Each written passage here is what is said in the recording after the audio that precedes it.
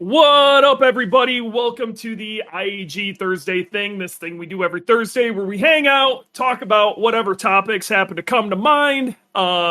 We are recording this on Discord, and we have a Discord stage set up. So if anybody, it's basically recorded in front of a live studio audience. Wow, we should actually use that more. So we are basically recorded in front of a live studio audience, and we can pull people from the audience up on stage. They can ask questions. We also have a chat that's going on. So if you ever do want to listen to this live or participate in it, all you have to do is go to our Discord.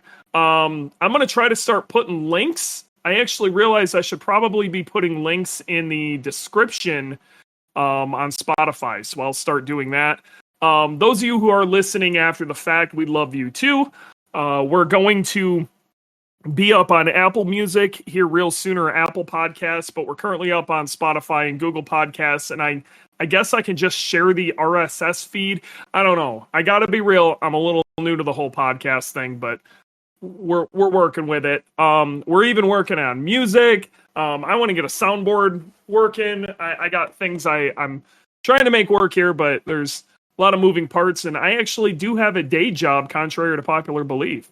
Even though it is messing around with Subarus and it's a good time, and mostly talking to you folks, I do have a day job. But what up, Jordan? How you doing? So today is pretty open. I think what we're gonna do is what I like to call Ask Dewey, which is pretty much an open format. Just ask any questions you got, and I will do my best to answer them. Whether they're technical questions, Subaru-based questions, hypothetical questions, you name it, IAG, big theory questions, you name it, and I'll do my best to answer to the best of my knowledge. Sometimes these are fun. Sometimes they fly off the rails. Sometimes I go on a 45-minute rant about buckets. So we don't know what's going to happen. But they're a good time. Put RSS feed in your chosen. Okay, so maybe I should just pop that RSS feed up. I'll start adding the RSS feed to the description. So either way.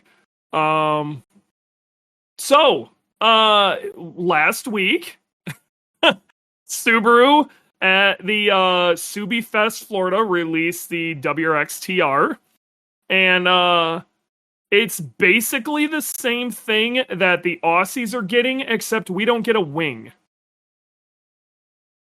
The crowd reaction was about what I figured it'd be. It still has the unpainted fender flares, and I think that's the thing that kills it the most. I just think if they offered a painted fender flare option, it would sell like hotcakes. It's killing them. Crowd, yeah, CJ, I was there. Crowd booed. That's literally what happened. The crowd. There is a very large. In fact, if you watch the Subaru reveal of it, they actually edit the booing out. And so I guess one of the topics I want to say is, or I want to talk about is, are we dicks? As a Subaru community for booing that. And I'm kind of torn because on one hand, they gave us some Brembos and like just basically a trim option that a lot of us kind of wanted. I one of the weak points of these cars taking them to the track from everybody who's done it so far is the brakes needed help. And it's not an easy bolt-on for a Brembo kit. There's weird spacers and stuff you got to do. It's not hard, but it's not easy. Okay, but on the flip side of this, let's be real.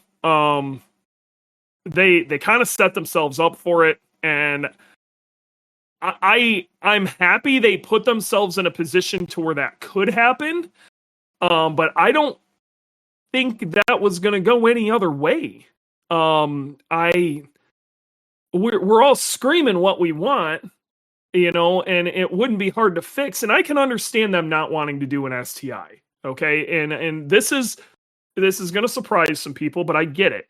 Okay. I'm not really that mad about the STI not existing. Honestly, from a business standpoint, it leaves more for the aftermarket for us to fix. What I would like to see though is them listening to a lot of we've been very vocal on certain things, and the fender flares have been a big one. They should at least release some factory option for a paintable fender flare. Whether they paint it or not, that's fine. But the current ones have like almost a texture to them, so they're not even easy to paint. And other than that, man, I love that car. I love it. I love ours. I love it. I love it to pieces. It's got everything I want for a fun daily. Like literally everything you would need. But man, that's I think they had it coming. I mean, what's you guys' take? Let me know. But I kind of think they had it coming. Yeah, I think they thought if they stuck Travis Pastrana in front of it that we were all just going to be like excited for it. It's the same thing they did with the RS, where they thought they'd stick Bucky Lasek in front of it and we'd all just be okay with it. I mean, even with the current models that they have, it astounds me to no end that they have not made a turbo cross track. Like it call it the Gravel Express. It would sell so hard. They could not keep it on the lot. And they have all the stuff to do it. Just do it. Come on, guys. Exactly, CJ, Gravel Express. Just call it the Gravel Express. If you want to like really do an homage to it, like put like a little bull brush guard kind of thing in the front, make it two-tone, like the whole thing, like literally make it look like the Gravel Express, like that silver with a blue bottom two-tone. Dude, oh my god, they would sell so many of them. I'd be there. They did the 2.5 RS throwback, the Gravel Express should. The 2.5 RS throwback, honestly, to me, Jake, was insulting.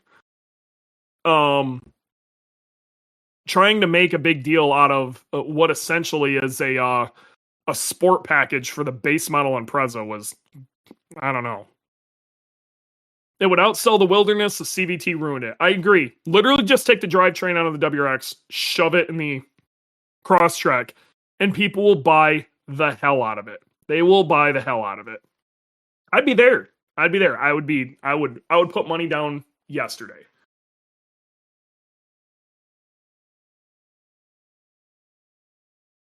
It was like Chevy slapping their RS badge on everything as an appearance package and none of the performance. I was disappointed as well. Exactly. A Wilderness WRX would have been better than the TR. To a point, I agree with that. I think they could make that. Just use the Crosstrek. I think it'd be great. Again, I'm going to keep screaming this. Subaru Turbo the damn Crosstrek. People would eat that right up. They would eat it up. I don't know. Subaru's got this way of being like way ahead of the curve. Like way ahead of the curve. And then they drop the ball. Like they jump out of they create this, okay? They end up creating this whole thing of great, some amazing thing, the hatchback STI or whatever. And people raged about, well, there's not a sedan. When they made the sedan, people bought it, but they kept selling the hatches. And when the hatch went away, a ton of people, like they got out of it right when they started to become cool. It's, I don't know. I think I gotta be real, and I hate being just straight up. James is in here kind of saying SOA doesn't like anything cool. SOA is tone deaf. They're just straight up tone deaf. I do not think they understand this part of their market at all. And whoever is up there thinking they do understand it, has no clue. They're a completely disattached, like, nonsensical human. They just don't understand this part of their so I think they understand dog enthusiasts. They do understand the I don't know, the votes fairly left, like Seattle area kind of vibe, pine trees and like they want to look outdoorsy even though they really aren't. People who say they hike. Yeah, you know what I'm talking about? Colorado. They understand the majority of the people who live in urban Colorado. Not real Colorado, out away from like way up in the mountains or whatever. Urban Colorado. Yes. Subaru wants to be REI. That is, you couldn't be more spot on. Subaru wants to be REI. That's right. And what they're glazing over a massive part of what made Subaru what Subaru is. Dylan is in here now. Dylan, do you see that Kyle is in here? We need to get Dylan and Kyle together so we can get Kyle a turbo on the cheap, because we've got that Borgy Borg that he's probably going to steal from us. That was a good turbo for me. That Dallas, I'm curious to see what they do together, but Big Daddy Subaru is interesting. Tree Huggies, I mean, you can call it whatever you want, but that's where they're at right now. That's where their brain's at, and some of it is, I think, Toyota influence. Toyota's trying to get the enthusiast side of the Subaru area, like, looking at them. But Subaru people are not Toyota people. So we're all just going to drive older Subarus. The Porsche guy is Chris. That's Chris Sproston.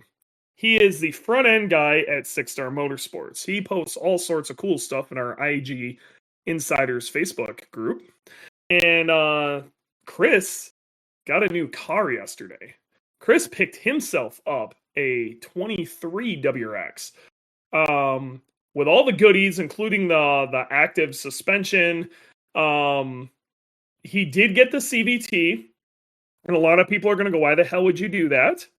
And I kind of understand it. One, I'm pretty sure his wife needs to drive it. And two, Chicago sucks for traffic. It just does. And so that is he picked that up as the do everything car, and I think it's great.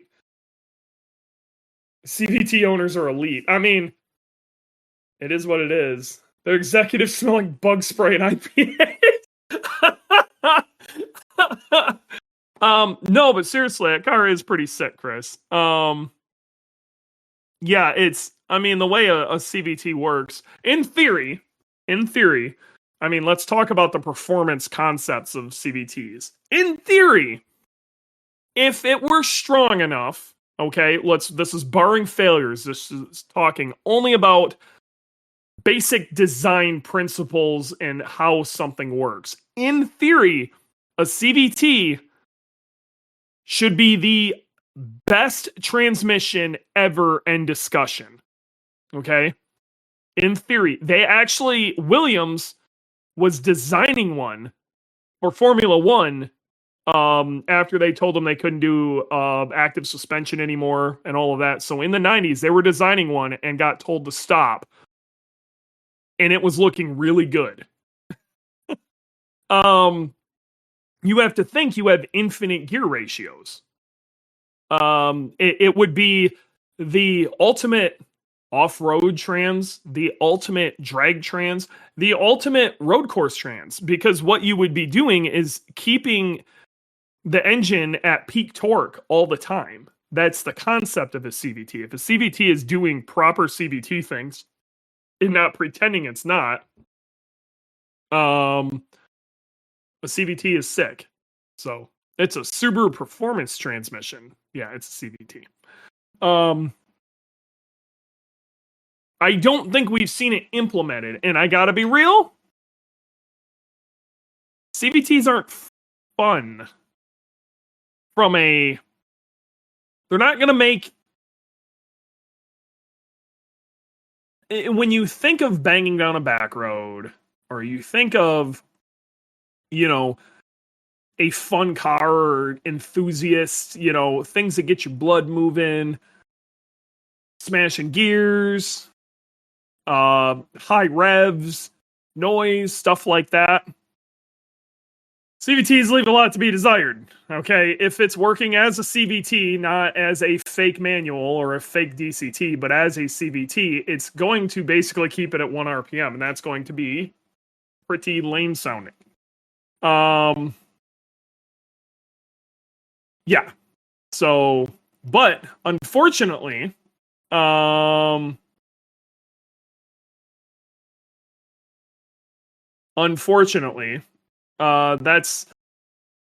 the CVT, while is great at stock power levels, are very, very, very lightly modded levels. I can't stress that enough with the CVT. They're actually a good transmission for street driving and functionality by all means. They do leave a bit to be desired on the fun factor, but it's a great trans. They've ironed it out quite a bit, but if you add any more than a very, very, very, we're talking like Cobb stage 0 tune amount of power to it, you are rolling the dice, my guy. I'm sure it doesn't stay at 1 RPM. They do that to give it sound. It could stay at 1 RPM, but they program it to not. I'm not saying it's not better, and they have made it more interesting, but that's what it's doing, because a CVT is still a CVT.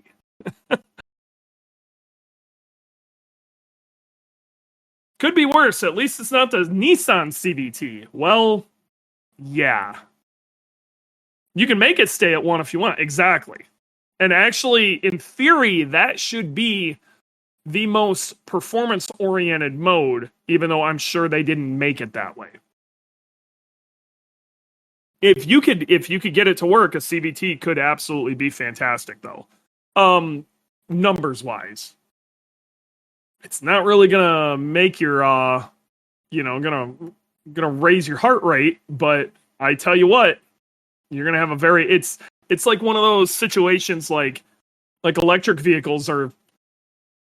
They're doing amazing things. It doesn't necessarily mean it's gonna move your heart rate. Aren't CVTs tunable? I'm sure. I don't know if they've been hacked. The computer has been hacked or not. I would be very I would approach that very, very lightly. But again, find a better... I think find a better daily. You're gonna have a hard time. I think that car is gonna ice race amazingly. AP is in development for the CVT cars. That's cool. Hopefully you have that before we go ice racing this winter. If you guys have ever wanted to have a ton of fun for not a lot of money, go ice racing. Ice racing will change your life. It is cheap. You will be sideways the whole time. It's super easy on your car or somebody else's car if you're riding with somebody else. If you don't live up in the north, find somebody who's going up there and buy an extra ticket. Yeah. Damien, I see you there. You did pretty good at Gridlife, did you not? I think you guys won Street Mod at Willow, if I remember correctly. I unfortunately was doing a lot of stuff that weekend, didn't get to follow that event all that closely. Wasn't me driving, it was my pops, and got second, so you guys did get nipped at the end. I know you were in a close battle for first place, so Damien is with Renner. Motorsports or Performance. I think it's Performance, Renner Performance out in California. I'm hoping you guys at least come hang out when Gridlife goes to Laguna, because you need to see an actual Gridlife event, not that kind of Gridlife event. So that's what I want to see, dude. Come on out. It's going to be great. Even if you're just chilling, we're going to be cooking some bomb-ass tacos. Ask Dylan. Those tacos are incredible. An NAGC beat Brendan Semenuk at Snowdrift Rally last year when it was iced over. CJ, exactly. Oh, my God. Dude, I tell you what. Hey, I've had... So, when we go ice racing with the Gridlife group, snow tire all-wheel drive's by far the largest group, and they don't really, there's not much classing. There's two-wheel drive all-season tire, two-wheel drive snow tire, and two-wheel drive studded. I think there might be like 2 levels of studded too, but that's it. And then you have all-wheel drive, and then the different tires, the all-season snow tire, and then studded. That's really it. Okay, that is really it. And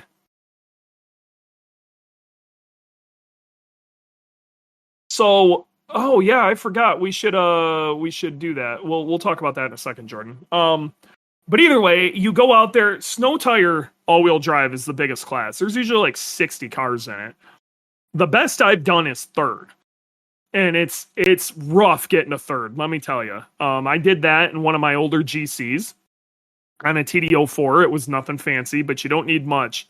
The guy who stomps our asses every year, though, is in an NA Forester, and his only modifications are snow tires and a disconnected rear sway bar. That's it. Stock everything else, and he stomps us into the dirt.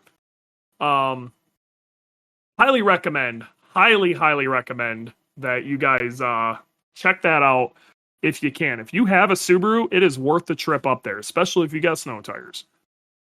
If you don't got snow tires, it's still fun. Maybe get some snow tires, throw them on your stock wheels, head up. You don't need big snow tires. In fact, small snow tires are actually the answer. Dewey, you should apply to @certified track rat. You know that race. I'm not exactly sure what you're saying, Jordan. Is there a way I can tell people to get track rat tags? Explain that to me, and I will explain it to the people out here. In other news, poor Mr. Aldrich and his wife, they've been going through some stuff. Let's all have a moment of silence for their engine issues, and hopefully they can get with us soon and we can get them sorted out.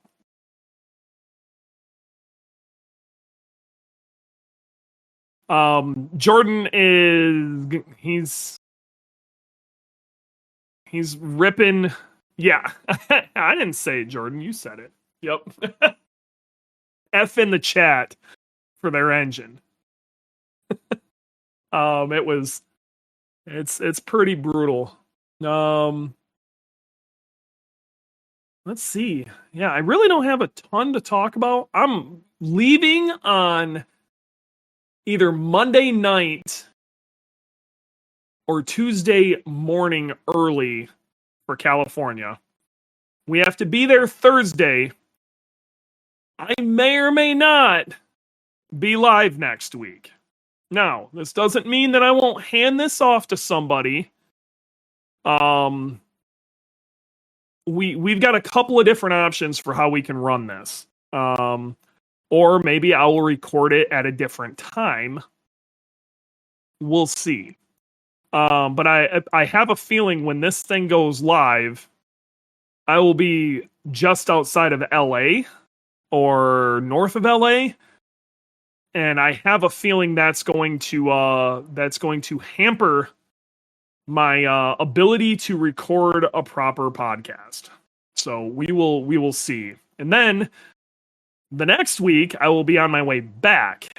that might be a little easier to do. I don't mind doing one of these cruising down the highway as long as I'm getting stable internet, because it doesn't take much to do it. Any chance you're doing GTA finals? I can tell you 100% I am not going to be there. One, I really don't do GTA. Two, I do not know that track. And three, they do not like my car. To anybody who is doing GTA finals, good on them. Any chance you'll be playing Grand Theft Auto 4? Or is that the 6? Okay, yes. I mean, I'm pretty sure we're all going to be playing Grand Theft Auto 6. Who would be kind of down to open up some gaming stuff, some more gaming stuff in here? James is maybe the best Call of Duty player I've ever seen in my life. And he's showing some interest, and I love Call of Duty. And I've been doing a lot of sim racing lately, and Forza just dropped. Maybe trying to organize some stuff in our Discord for some gaming. I think that might be kind of cool. So if you guys are stoked about that, let me know. An iRacing League would be pretty sweet. I think like a GR Cup would be cool. I'd like to do some strange tracks if we're going to do that. GR Cup would be fun. The other thing, we could do Subaru Rallycross cars too. That would be a lot of fun. Grabbing a Fanatec setup on Black Friday. That's what's up, CJ. So maybe we'll try to do something over the winter. So that would be the way to do that. Damien asks, are there any big rule differences in the rules between GTA and Gridlife for Street and Street mod? Yes, there are actually. There's what they consider, what you're allowed to cut and not cut are a little different. The tires, yeah, the 265 to 255, that isn't it. We are allowed drop knuckles. They're not. The way they measure their aero is based off of whatever front bumper is on there. We are adamant about it being OEM. The big one that kicks me out is my roll cage I have gusseted to the A pillar and the B pillar, and they don't look at that as a safety item. They look at it as it's helping me structurally, which they're not wrong, but that kicks me up into limited.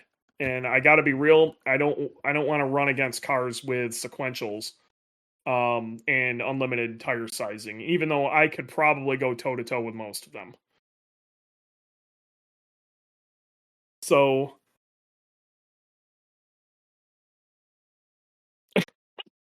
Jake, so the conversation in the chat has went into who plays what, and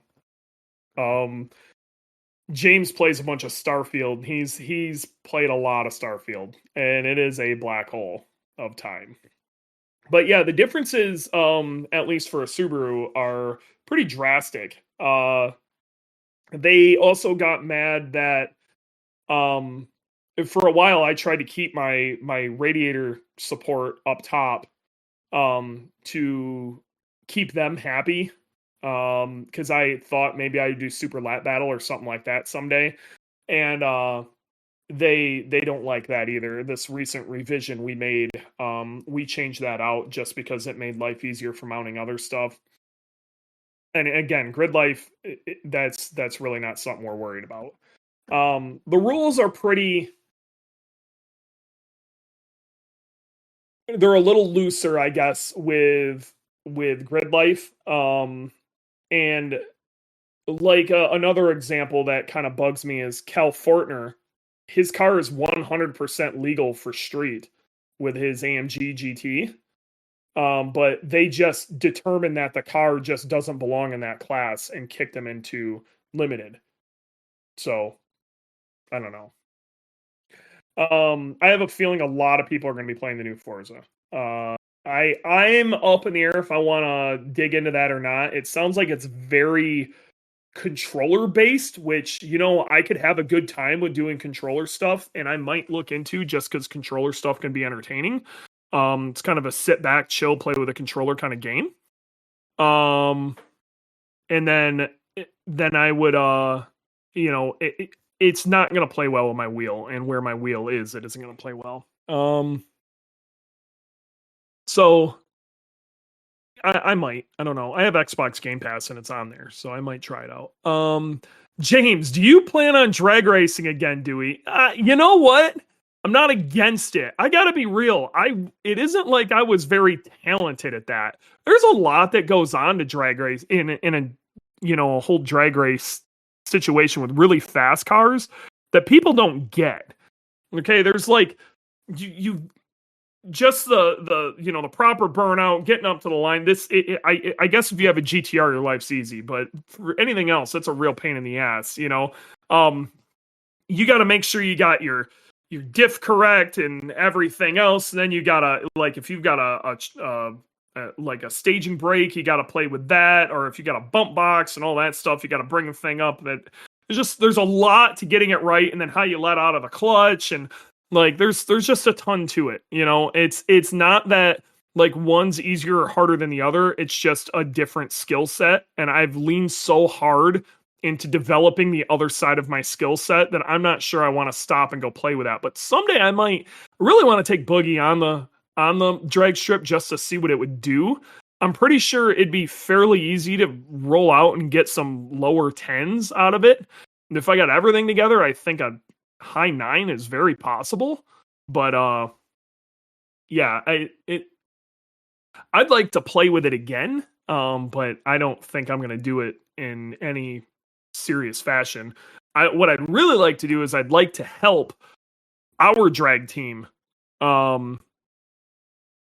see if I might be able to bring something to the table for them to help develop that car even further, because I think there's a lot that can be done to make our VA really haul ass. I've been talking with Fred. Between Fred and Fortunato, we've been coming up with all sorts of fun stuff, including a more of a long travel rear suspension kit to help with a really short travel of the rear shocks on the GRs and VAs, which is something we've been doing on the road course side for these cars, but bring that over to the drag side. So with a longer shock, it should allow us to control the rear motion of that car quite a bit better. That with a set of 2-ways, I think we could do some stuff. I really do. CJ says he's a GT7 guy. Ain't nothing wrong with that. Jake, I know we talked at Midwest Fest about sim setups and you recommend VR heavily. I do. I still do. Picked up a Reverb G2, which I think is what I'm running, ran some laps. I was like all over the place losing the car. Do you have a learning curve of adaptation when moving over? Maybe it wasn't set up well for you. A lot of it is getting it set up correctly, and depending on what sim you're using too. There's a lot of setup when it comes to something like iRacing and getting everything working right. Once you get into your happy spot, it ain't bad. The problem people run into is they especially when they pick up a hardcore sim. I'm not talking like Forza, I'm talking like iRacing, or like an Assetto Corsa or something like that, something along those lines. They have a hard time looking at it as anything but a video game, so they treat it like they're playing like Cruising USA, and yeah, you're gonna have a bad time. You have to get really sensitive with what you're feeling through the front wheels, because if your only real feedback is going to be what's coming through the steering wheel, and it matters a lot. The more advanced the simulation is, the more that matters. But what ends up happening is that will translate to the track, okay, to where you will feel what's going on track. You'll start feeling it even though you have all the rest of the sensations going on of, G-forces and vibrations and noise and whatever. You'll get really tuned into what your front tires are doing, and it'll make you a lot faster. So sim racing definitely, and I can't stress enough, I really like VR if you can do VR, because you can see distance, and that's the big thing that you really don't get from flat screens.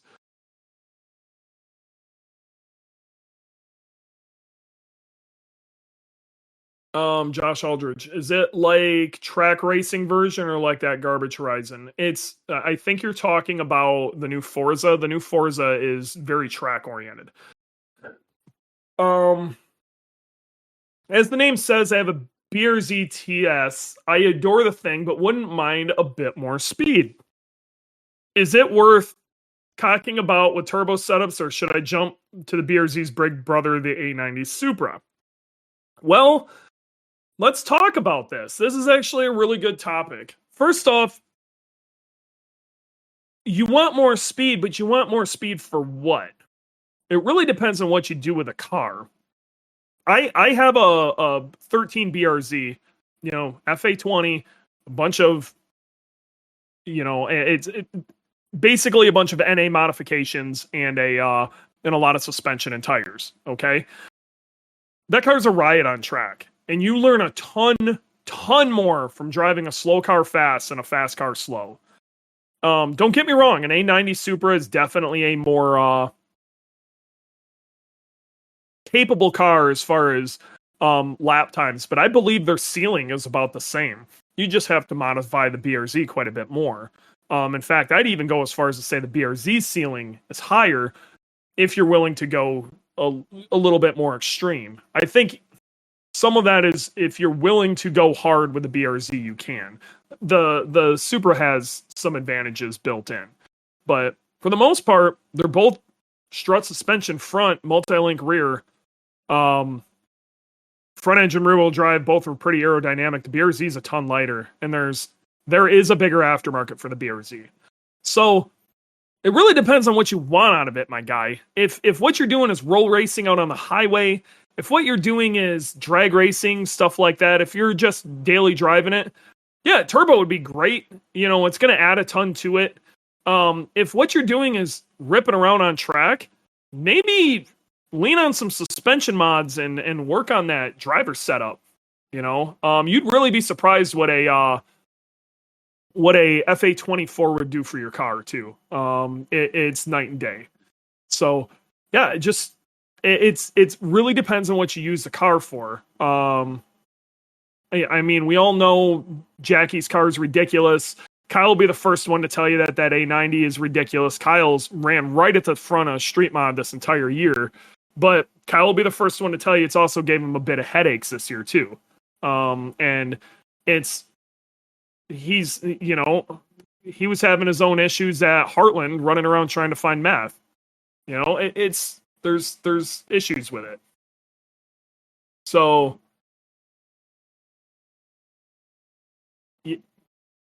yeah. So I mean, you got to let me know, my dude.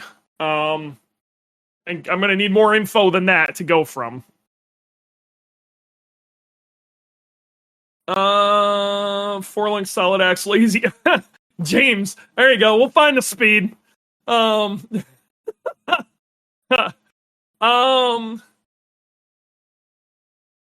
it's in between Horizon and Real Sim, right? Yeah.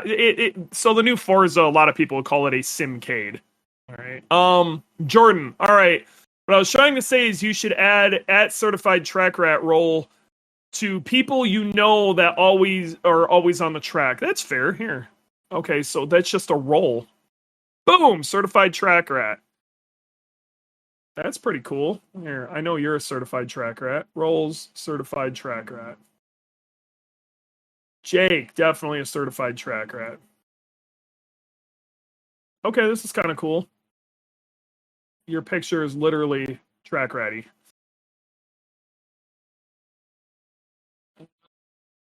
Rolls, certified track rat. Tell you what, as you see him, Adam, my dude. Adam. Randy definitely gets the certified track rat roll. So add him up.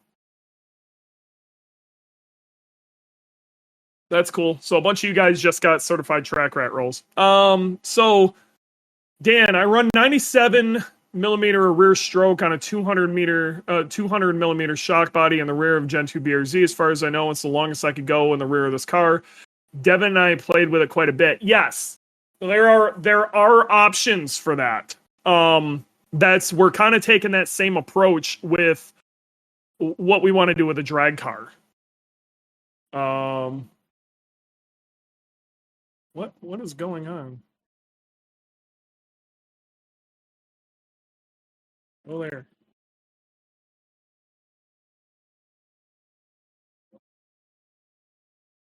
Scott, did you make it in here or not? I don't know if you did or not.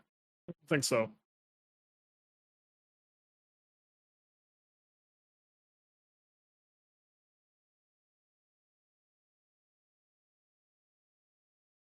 Okay. What the heck? Okay, we got a lot going on here. So it looks like, literally, as we're talking about this, I'm in racer.com. I just got posted. I'm on racer.com for saying I'm taking aim at the Laguna Seca records. Okay, cool. That's pretty sweet. I'm getting name by name on racer.com. That's kind of cool. Can't complain about that. Like, my Facebook's blowing up with people telling me this. They're like, dude, you're on Racer. I'm like, okay. Either way, let's get back to this. Let's get back. But yeah, essentially, one of the problems with the multi-link Subaru cars is the shocks are short. Okay, they're really short, and to be perfectly honest, the reason this happened is because Subaru did not design this for performance as much as everybody wants to think they did. They designed it for trunk space. Okay, that's why we have it. So one of the attempts to fix this is you put an extended top hat that Fortune, I think, is now selling, and then you do one of those Stancy Boy super corrected lower control arms to make up the bottom, and then you can put a longer shock in it, and that's going to allow better motion control because the shock itself just has more travel. You're starting to see that a lot in higher end builds. It's something that I plan on doing to the rear of my BRZ. Yeah. TJ, just hold on for VR with Rally.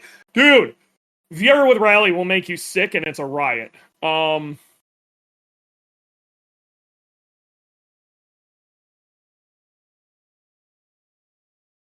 Jake, once again with the VR stuff, I'm not sure why that was so rough for you, bud. I really don't. Sorry, man. I don't know. That's crazy. Dan, going back to BRZTS's comment, I think the BRZ is more car, starting with lighter weight is really hard to beat. I totally agree.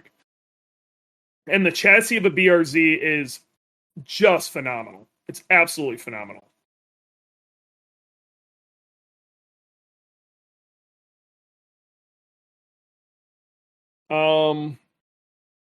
Scott, took way too long to figure out. Hi, Scott. How are you?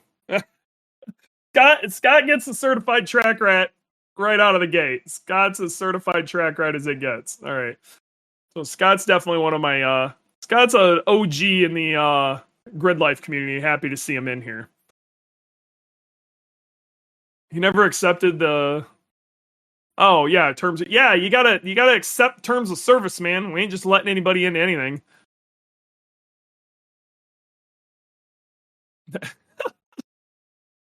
I've been very impressed. This is BRZTS again. I've been very impressed with the Supra guys have been doing. The ceiling seems incredible on them. Jackie taking it to Robert Thorne on the GT2 RS last year was insane. I use the BRZ's track street vehicle hill climb. The reliability factor of the FA is what keeps him scared from messing around with it. Look, man, I'm not going to tell you what to do. I know you are a big fan of Jackie. Okay, which is cool. Jackie has accomplished some amazing things and done some stuff in his day. Okay, by all means, if you believe that is the route you need to take it. I'm going to tell you from where I'm standing, I think you are in the better chassis. I just don't believe anybody's went after it yet. What Jackie did was with fairly basic bolt-ons. I mean, if you wanted to build a true street mod competitor, in theory, you could stick an LS in your car. There's your reliability problem taken care of. Just a built LS with a good manual trans, And aerodynamically, your car is every bit as advanced as Jackie's is from a starting point, and then spend the money, to get there. It can be done. Okay? It can be done. If you want to go do Jackie things, go do Jackie things. I love you, my guy. But that's up to you. I know you're a big fan of that man. By all means. He should start a podcast so you can go hang out with him. Where's my certified tracker at? Sorry, dude. I'll get you. I got too much going on, my dude. Too many people in here. Other people can hand that out too. Hey,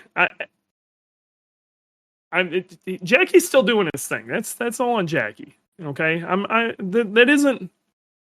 I really hate that once a week I have to have a Jackie Ding conversation though. I don't want to have Jackie Ding conversations in here. It's not what this is about. Okay, so that's where I'm at. Same BRZ that was at Subifest Autocross. Josh Aldrich, can't see shit out of a Supra. I feel like I'm in a BMW when I'm in one of those. Imagine that. Just not enough conversation with myself and machine. I sat in a Supra myself, and I also felt really claustrophobic in it. I drove it, and it seemed like a really nice sports car. I didn't like how I sat in it, but I'm also really strange shaped, so it is what it is. On the idea of FA reliability, I think the FA 24 will be better. Are you guys going to make a pan? We're looking into options on that.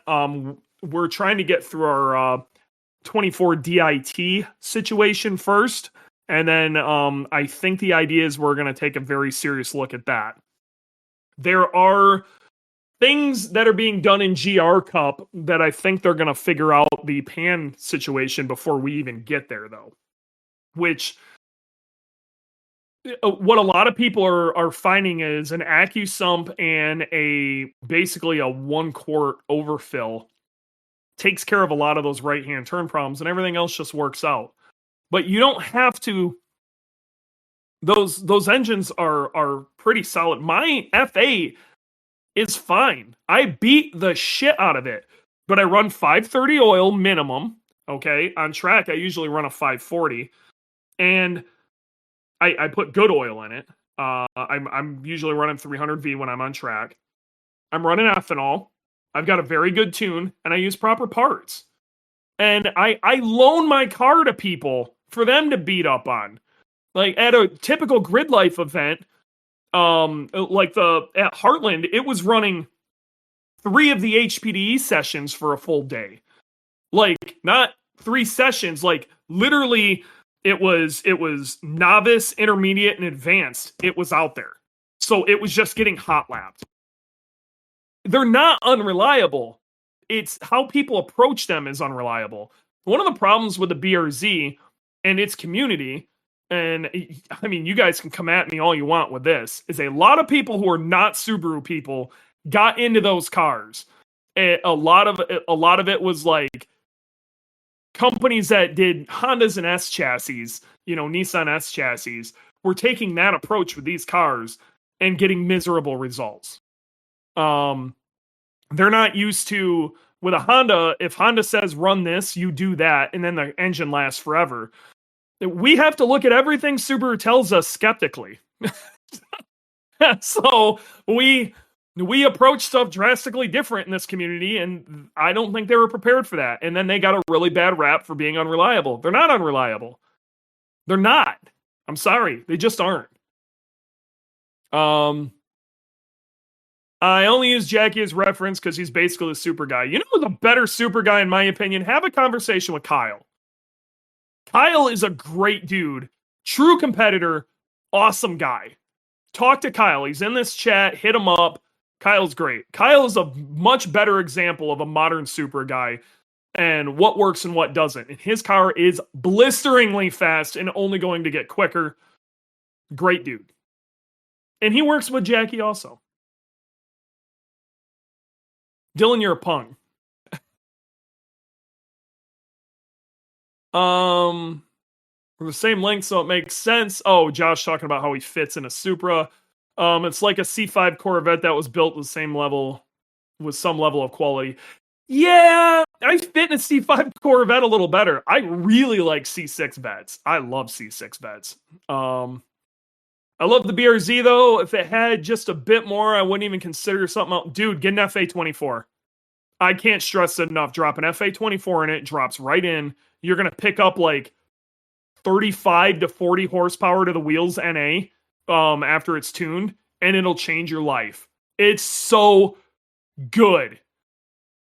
But if you aren't taking it on track, if you have not taken it on track yet, you're trying to build a car to go to the track before you even get there, so you're like bench racing this thing, stop right now. Put some good oil in the damn thing, put some good brake pads on, get your ass to the track. Go run laps.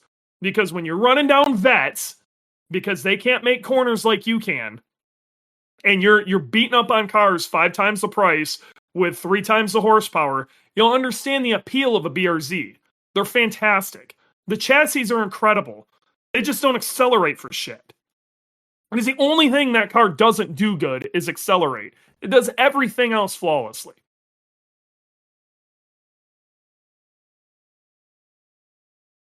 Yeah, I mean, Spaz, perfect example. He can confirm he's beating on my BRZ. I'm telling you, I've just thrown the keys to everybody. I don't care.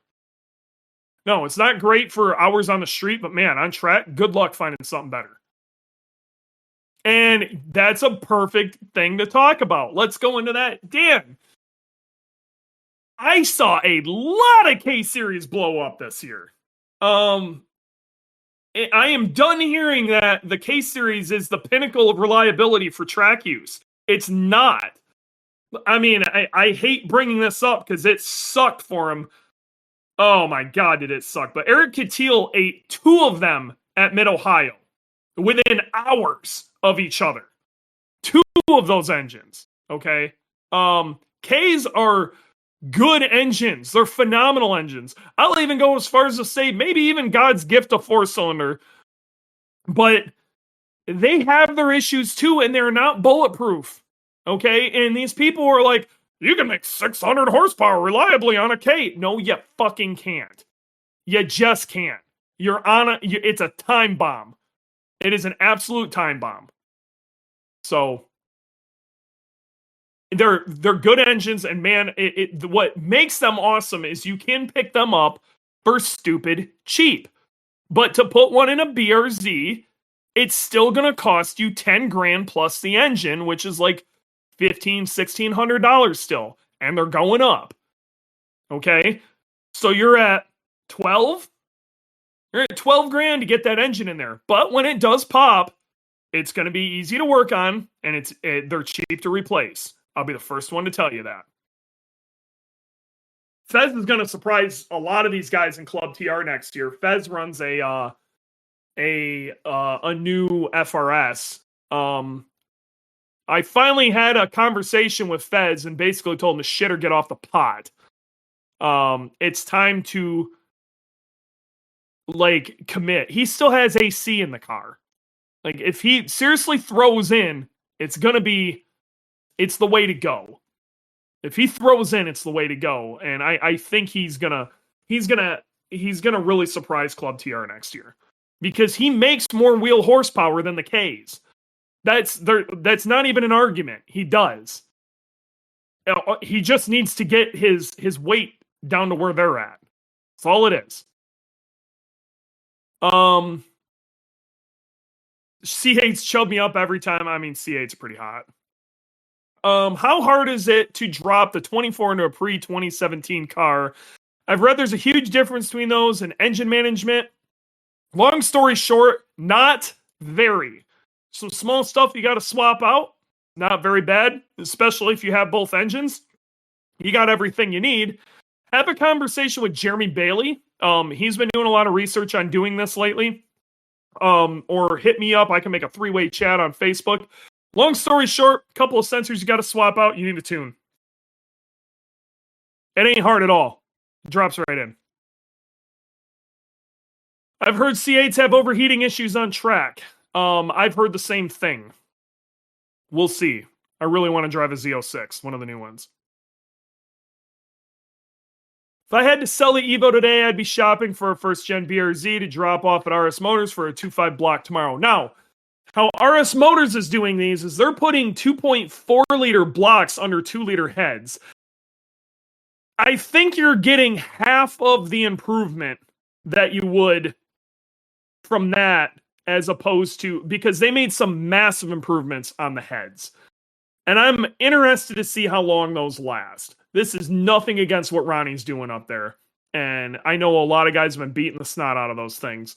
I'm going to hold my breath, and we're going to see how that turns out. Because you got to watch out when you start messing with direct injection engines and playing around with combustion chamber shapes and stuff like that.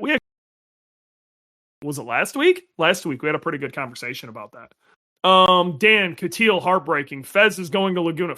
I don't think Fez has made the commitment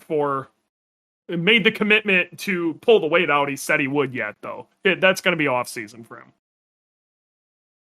I love the look of the new BRZ, like a zero sugar Cayman. That's a good way, a gluten-free Cayman.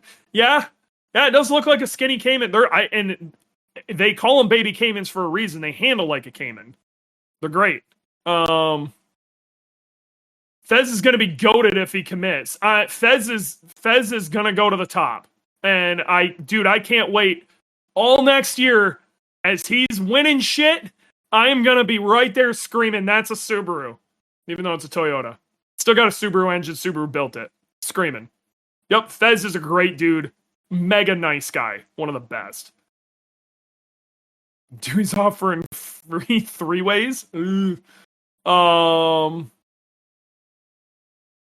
don't know if you've covered this, but what times are you chasing at Laguna? We will talk about that here in a hot second. That's a solid one. Be interesting to see what those Ronnie swaps hit. Yep, long-term track use is where we're going to see that real fast, Spads. Because if they're going to have problems, they're going to have problems.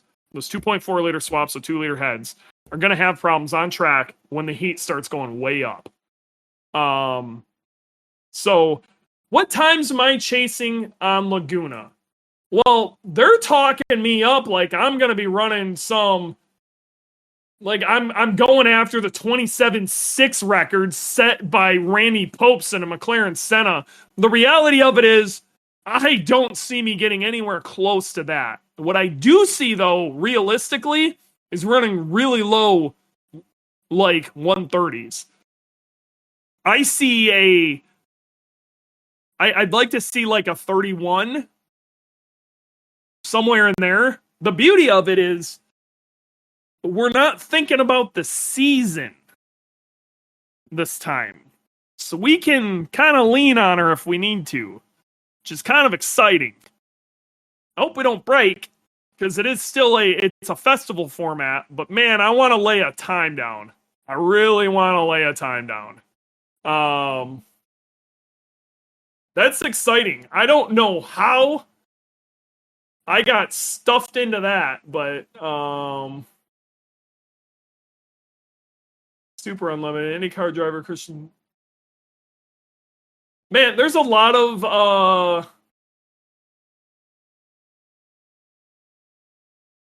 I have a hard time believing I can get to a 27. I got the power, but I don't think I have the aero. I mean, that's just going to be rowdy.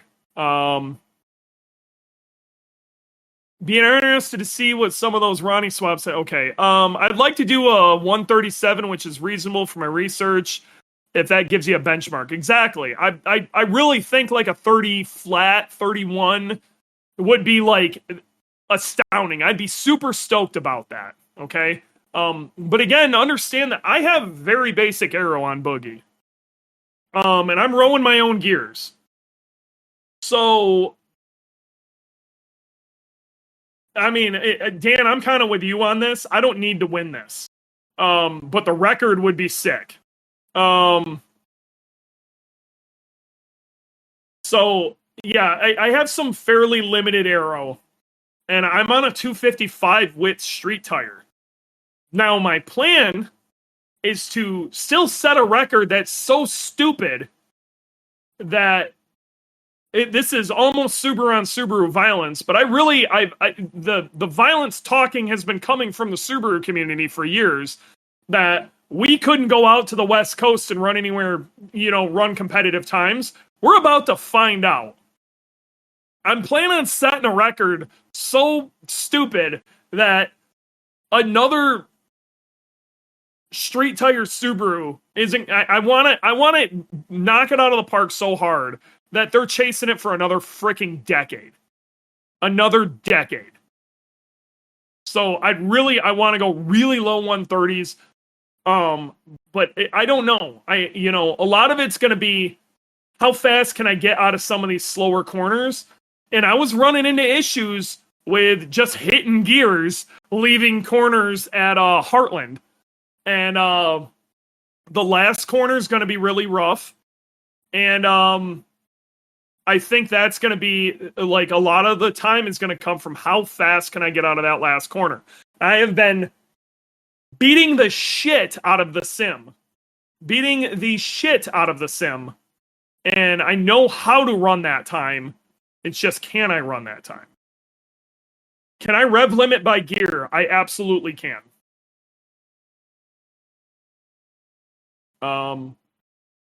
It's something we have thought about doing in some situations. Moon it in second, then. It's not that. It's that I'm going to be in between first and second coming out of the last corner. I've looked at this. No matter which way I look at it, it's going to be between first and second. If I can keep the revs high enough and I'm in second, I should be fine. But if I got to put the thing in first, that's going to be a problem. It's going to be crazy. Really excited to see what it does, though. Time for some rally rock and anti-lag. I mean, that whole concept was implemented in competition.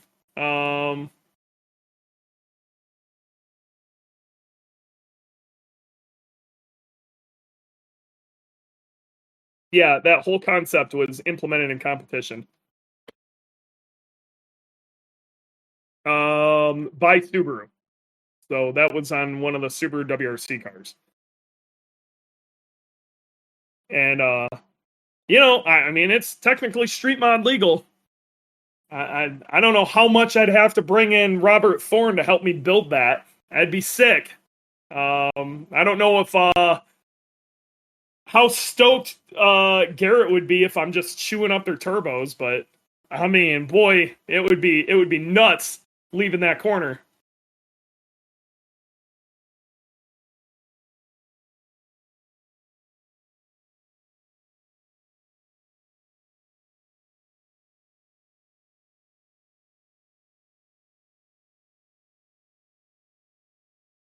Yeah, set the record and get kicked out with a smile on your face. I don't. It's not illegal. It's legal. I'm not saying I can't run anti-lag. What I'm more worried about is eating my turbo.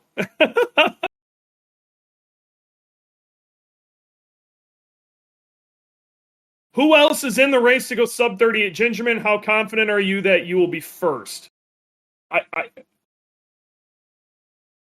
mean, that's a fair question. Let's start with who else is in the race. Amik is definitely in the race. Depending on what happens over the offseason, Kyle, I think, is actually in the race. Jackie was in the race, but his car is not legal. We'll see what he shows up with next year, if he shows up to street mod or whatever. There's always the dark horse. The big dark horse in this whole thing is Super K. Super K, which is that K-Series swap BMW DCT trans S2000. That car's return, I think, is going to be really rowdy. So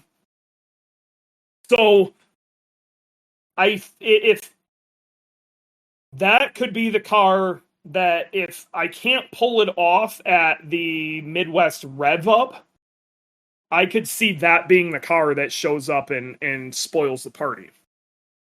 How confident am I that I can go sub 130? Right now, as the car sits, I think with everything right, of a good fresh set of tires, the temperatures are right, the car's feeling right, and we turn it up. I'm gonna say 60, 70% confident I can get there. After we do some changes in the off season, I'm going to say about the same amount of confidence, but my reasoning for not going, well, you made changes, it's going to be better. I'm a little worried that we're not going to have it all dialed in by then. So it might not be faster by then. Is there still beef over the DCT? I mean, am I happy about it? No. Is there beef? I mean, there's nothing I can really do. It is what it is. It's been done. Pandora's box is open. It is what it is. It exists now. You can't put it back in Pandora's box. Once it's out, it's out. So now, I don't know. I would like to do a dog box. Everybody tells me I can't drive good enough for a dog box, and I'm going to be replacing it all the time, which they may be true. I'd still like to do a dog box. And would it close that gap? Absolutely not. But there's the ability to do some clutchless up and down shifting that would help a lot too.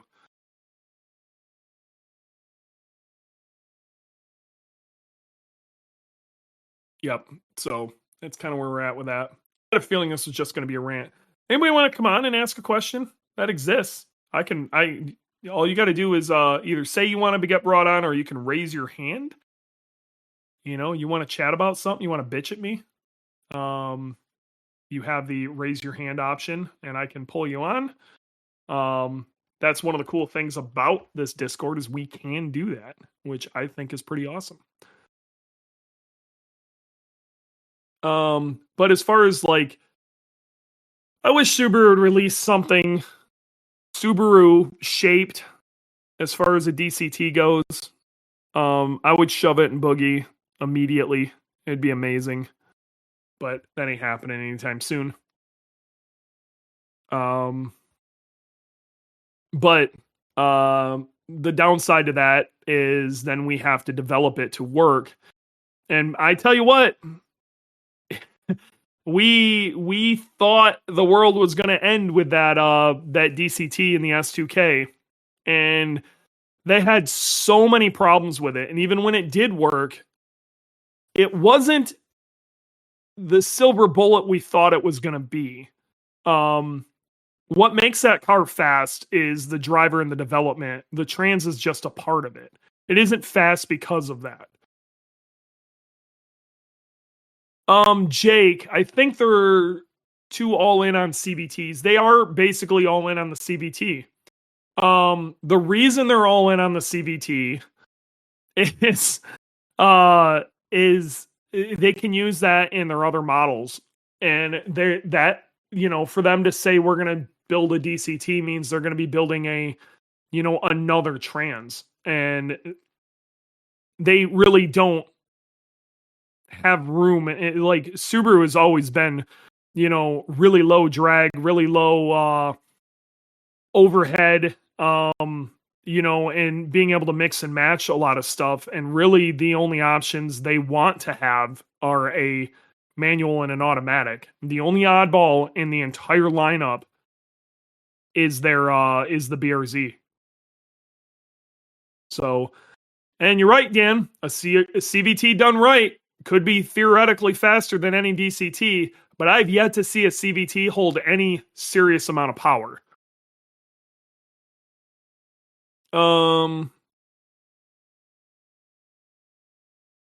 We infuriate Subaru and create a factory spec dog box. Yeah, I don't see that happening.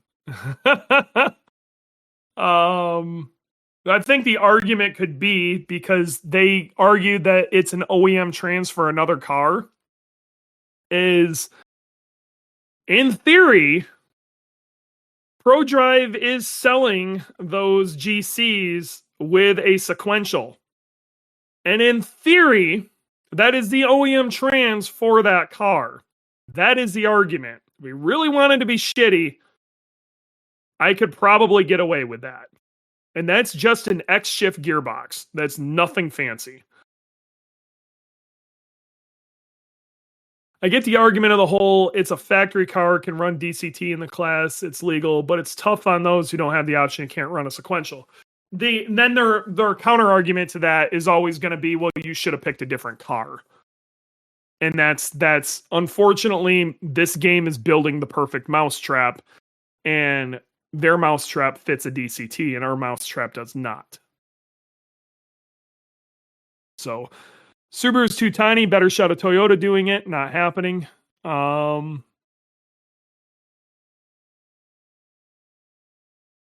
Yeah, I already talked about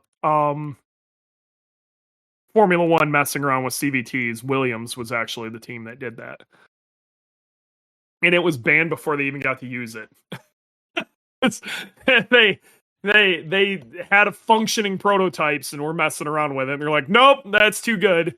And it probably sounded like shit too. What do the X-Shift Subaru sequentials go for? That one that would be in that car would be probably somewhere around 16, 17 grand.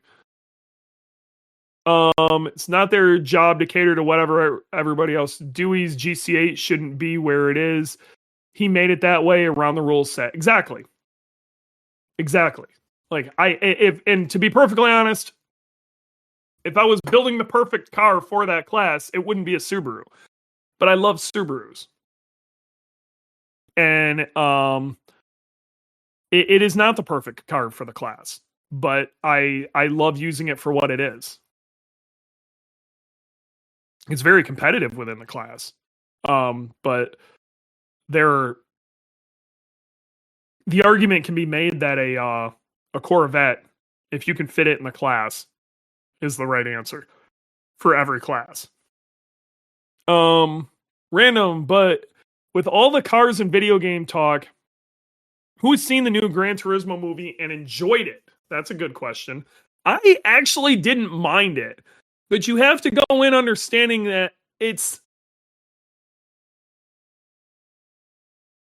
Gran Turismo is looked at as real racing, okay, the movie is about as real as Gran Turismo is real, okay? You have to understand the audience. And the audience is not going to be hardcore racing fanatics, okay? Like, I immediately picked out that, like, the tracks they were showing were not the actual tracks. Or, you know, just somewhat how a lot of the things and how they work. But what a lot of people don't understand is his placement and him getting those, like the licensing and stuff to do what he needed to do. That all was pretty close to real. And then also him shooting off the track, the most realistic part of it was one of the most, you know, unbelievable parts of it is that crash at Nürburgring was as real as it gets. That's as close to as real as it gets. Somebody died there. He flew off the track. It really screwed him up. Yeah, these are all, like, a lot of that was fairly real. I don't know. I thought it was a fairly good movie. People rave about how great Top Gun is. Top Gun is so far off of what flying a fighter jet is. You know what I mean? So it's hard for somebody who has, you know, raced a real car and has a very good understanding of a lot of these things. And watching that, and you have to understand they can't go super nuanced because, you know, your girlfriend has to be able to enjoy this too, and it would be so easy for her to, like, lose what was going on, or, you know, just somebody who doesn't understand racing needs to still be able to get into this movie and not feel like they're glazed over, you know. And it would be very easy to do that. Racing's technical. So, no way anyone goes from not driving a car to a GTR in real life. Josh, it happened. Like, that happened. GT Academy was real. Like, that dude went from driving basically nothing to driving an actual GT. That happened. That's real. That really did happen. That guy exists. He's a real dude.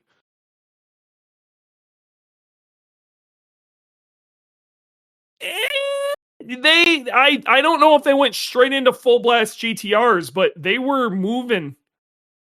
They were moving.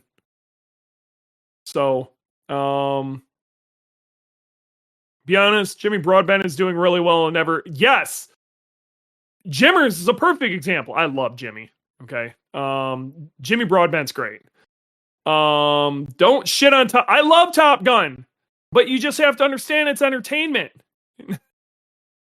Yeah, Jimmers is the best. If you don't like Jimmy Broadbent, I don't like you. Okay. Seriously, Josh, go. It's rowdy. Like, that story's nuts. I'm not saying that they didn't like work up to some stuff, but it wasn't too long before they shoved him into fast cars. Okay, and what you learn a lot from driving at that level with a simulator. So, who is the GLTC guy? DJ, I think, went sim racing to wheel, and GLTC has been top contender. Yeah, DJ bounced in and went. Yeah, he's an extraordinarily good sim racer. He's fucking absurd, actually. And yeah, he's one of Tom O'Gorman's buddies. He's done a whole lot of autocross, but he dropped right into GLTC and was in the mix really fast with a very unprepped car. Yep, I'm Ricky Bobby. If you don't shoot Big Red, then fuck you. That's right. Seriously, I love Jimmy Broadbent. He's great. Dude's awesome. So, all right, I think we're gonna call it, guys. We've been going hard. There's a big difference between some guy playing Forza with a Logitech, spending time getting top speeds in iRacing Fanatec, literally. Even if you're in a shed like Jimmy. I agree. Yeah, if it like the people who ended up getting on the GT Academy, they were fast. Those are you. So they went in with a very good understanding of car control and dynamics and racing line and it like these they went in with stuff that's very hard to teach. So all they had to do was learn the stuff that you can teach. So I think it's, I don't know, like that story's still cool, and I think it's so crazy. People think that the amount of people who don't realize how close to reality that story actually was shows you how insane it actually was. Physics of real life have consequences, can't reset, you mess up. Well, I mean, that's basically the whole concept of the movie. I still need to watch the Lamborghini movie too, haven't seen that. All right, guys, we're going to call it. We're going to call it. Now, I need you guys to do me a damn favor, please. One, I need you to share the Spotify link, okay? Of when this recording gets done. I need you to share the Spotify link.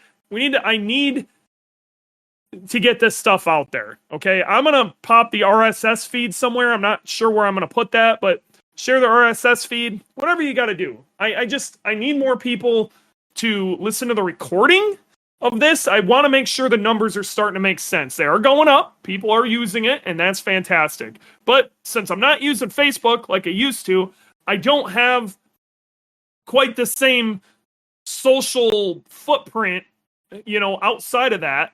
And Facebook buries this stuff. So I'm going to need all the help I can get to get the word out there that we are doing this, because like last week I popped it out there in a WRX group that we talked about a bunch of FA24 stuff, and a lot of those people had no idea it even existed, and we picked up a whole ton of subscribers because they were stoked.